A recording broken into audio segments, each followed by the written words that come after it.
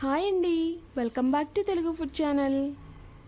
ఈరోజు recipe special chicken curry. ఈ curry నిజంగానే చాలా స్పెషల్గా ఉంటుందండి. ఇది ఏ విధంగా తయారు చేసుకోవాలో చూద్దాం. ముందుగా బ్రౌన్ ఆనియన్స్ని ప్రిపేర్ చేసుకోవాలి.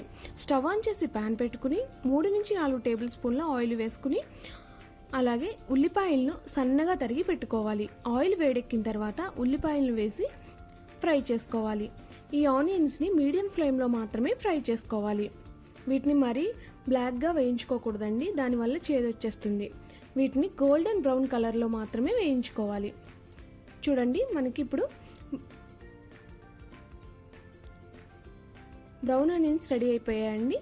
వీటిని తీసి పక్కన పెట్టుకోవాలి. ఇప్పుడు ఒక మిక్సీ జార్ తీసుకుని దానిలో కొద్దిగా బ్రౌన్ ఆనియన్స్ని వేసుకోవాలి. అలాగే ఒక 10 జీడిపప్పుల్ని కూడా వేసుకోవాలి. 1 టేబుల్ స్పూన్ అల్లం వెల్లుల్లి పేస్ట్ని, కొద్దిగా కొత్తిమీర, 2 నుంచి 3 పచ్చిమిర్చి చీలికల్ని, అలాగే ఒక 1/2 టీ స్పూన్ ఉప్పు వేసుకుని మెత్తగా పేస్ట్లా పట్టించుకోవాలి. ఇప్పుడు స్టవ్ ఆన్ చేసి ప్యాన్ పెట్టుకుని 3 టేబుల్ స్పూన్ల ఆయిల్ వేసుకుని దానిలో ఒక దాల్చిన చెక్క, 2 బిర్యానీ ఆకు, 2 యాలకులు వేసి ఫ్రై చేసుకోవాలి. ఇప్పుడు మనం పేస్ట్ చేసుకున్న పేస్ట్ని వేసి పచ్చివాసన పోయేంత వరకు వేయించుకోవాలి.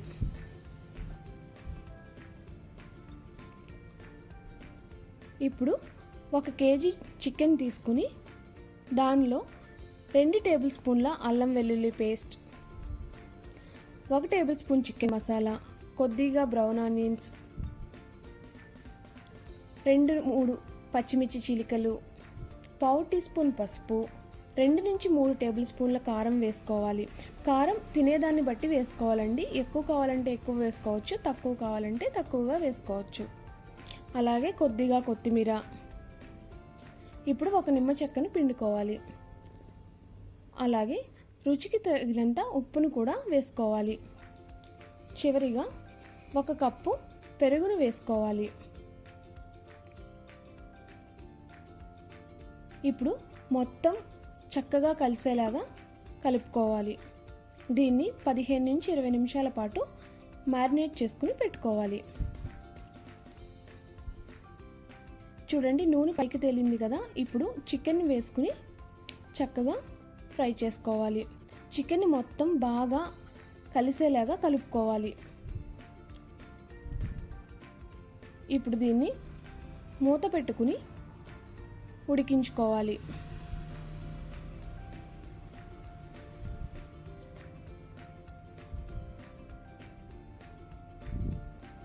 చూడండి, చికెన్లో వాటర్ పైకి తేలింది కదా. ఇప్పుడు మరలా దీన్ని కలుపుకోవాలి. మొత్తం కలిసేలాగా బాగా కలుపుకోవాలి. ఈ కర్రీకి మనం ఎక్కువ వాటర్ పోయిన అవసరం లేదండి.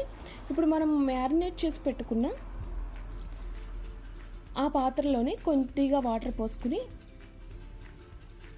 1 కప్పు లేదా 1 అరకప్పు వాటర్ని వేసుకుని ఇప్పుడు ఒకసారి మరలా కలుపుకుని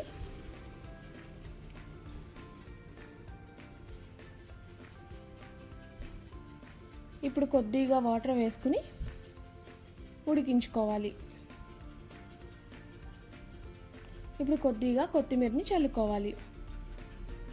చికెన్ కర్రీ రెడీ అయిపోయిందండి.